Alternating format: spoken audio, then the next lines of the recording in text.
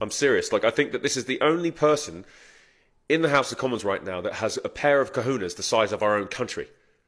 I don't think anyone is willing to do what this man is willing to do or say in a public setting. He has absolutely no filter and has zero fear. It's just insane. Anyway, let me read this. Bear with me.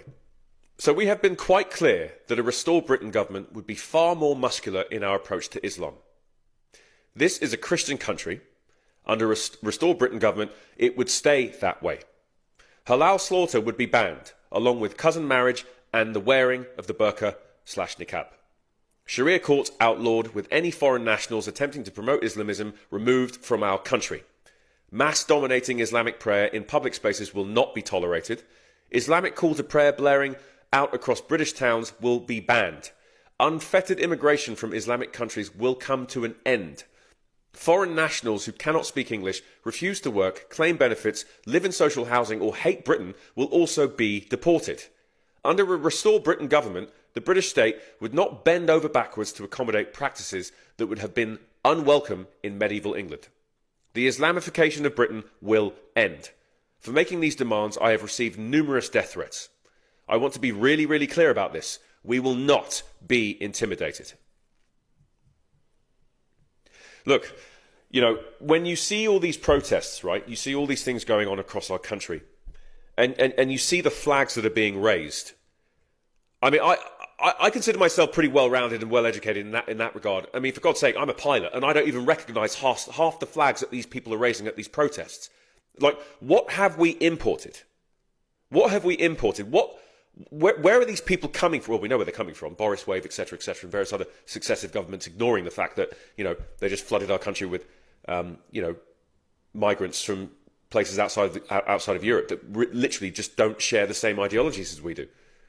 But it's true. When you go out and you see these protests, whether it's on TV or, you know, in person, half the flags and the languages that are being spoken at these protests, I don't recognise. What have we imported here? Is the question I think everyone should be asking. And let me just be very clear. I'm in no way being anti-Semitic or a bigot or a racist or what's the other word they like to throw around? A Zionist. No. This is England. Why can't we have a sensible conversation about what is going on? Why is that such well, I know why it's offensive to the other side, because they're pandering to that vote. But unfortunately, I think the Greens are taking up all those votes now. If Labour were to look into it, but what are we doing here? Really ask yourself that question. Like, why are we allowing this in the first place? Like, why we're being used as an example from other countries as what not to do, right? And we're sitting here going, oh well, you know, it's not everywhere. It's not happening all the time. So, well, yeah, it is actually. And I would argue that most people that say that are living in a bubble inside London, which, of course, as we know, is a Labour stronghold. But when you see things like that, you know, it gives me hope that we can still have freedom of expression, freedom of thought, freedom of speech, and that we still have someone in the House of Commons that is willing to call a spade, okay? Now, I know that some people are offended. Let me use an example that everyone can understand. The sky is blue. Sorry, but it's blue. If you're offended by that, that is a you problem, okay? But that is a fact. You cannot refute that. You cannot change it. The sky is blue, okay? And I'm doing this so you guys understand what I'm trying to get at here. It is just fact, okay? So what we need to do is address the problems we're dealing with and do something about it. We cannot sit here and allow this to get out of control, of which it has. You know, I was up north in the second largest city, and I know most of you know where that is.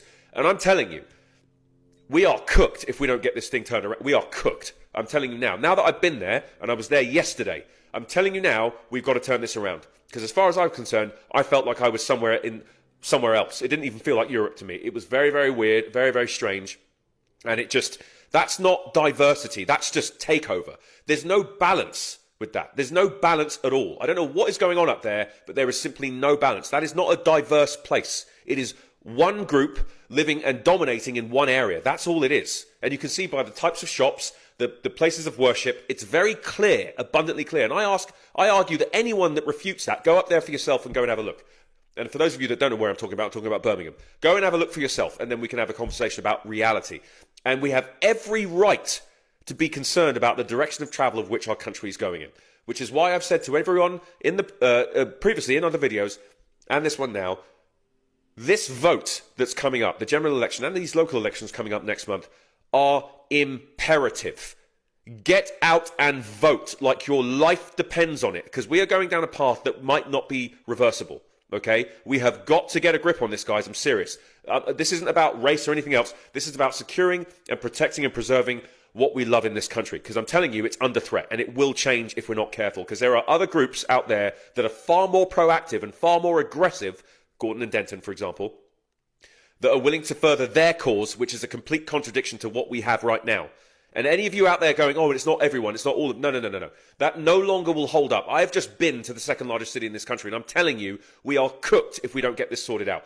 And we have every right to express our concerns as British and English citizens, in terms of what direction of travel we want our country to go. So the local elections coming up in May next month are very important. And these general elections, that is the last supper. I'm not joking. This is biblical type stuff. This is the last chance. This is it. This is it. Which means all of you that go out there and say, oh, I don't really vote. No. Go and vote. Next month, get your ass out of your house and vote. Because otherwise, it's over. It's over. I'm telling you now, it's over. Now that I've seen it for myself, it's over. Anyway, I'm blabbing. Please let me know your thoughts in the comments box below. I'm not fearful or afraid to discuss these things. I think that we live in a free country and we can express our democratic rights in this regard. And we have to have a conversation about this. This can no longer be covered up, hidden, or closed off. It cannot. Now, word from the grapevine is that Shabana Mahmood is being cornered because she is far too aggressive as, in her position in terms of what she's trying to achieve. That's word on the grapevine right now. Apparently, she might be ousted. So we could see another defection here, potentially, because she's trying, but I think she's getting a lot of pushback from her own party in what she's trying to achieve as Home Secretary. So, look, guys, again, we got to be proactive about this. We got to talk about this, and we can't shut this down. Okay, so that's it. I'm done for now, but you heard it first from DK. Let me know your thoughts. Thank you.